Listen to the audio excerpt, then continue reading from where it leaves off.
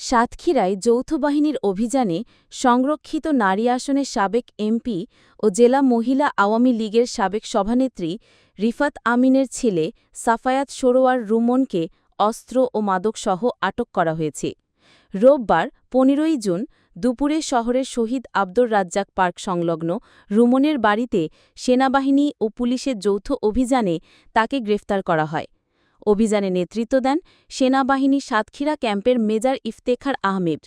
রুমনের বাড়ি তল্লাশি করে ৩ শতাধিক ইয়াবা ট্যাবলেট, একটি রাইফেল, একটি তলোয়ার, মদ ও খালি মদের বোতল উদ্ধার করা হয়। অভিযানের শুরুতেই রুমন দোতলা থেকে লাফিয়ে পালানোর চেষ্টা করলে তাকে আটক করা হয়। রুমন আশাশুনির কাদাকাটি ইউনিয়নের কাটাখালী গ্রামের মৃত সম রুহুল আমিন ও রিফাত আমিন দম্পতির সন্তান। রিফাত আমিন বর্তমানে বিদেশে অবস্থান করছেন। মেজর ইফতেখার আহমেদ জানান, গোপন সংবাদের ভিত্তিতে এই অভিযান চালানো হয়। রুমনের বিরুদ্ধে আইনগত ব্যবস্থা গ্রহণের প্রক্রিয়া চলছে।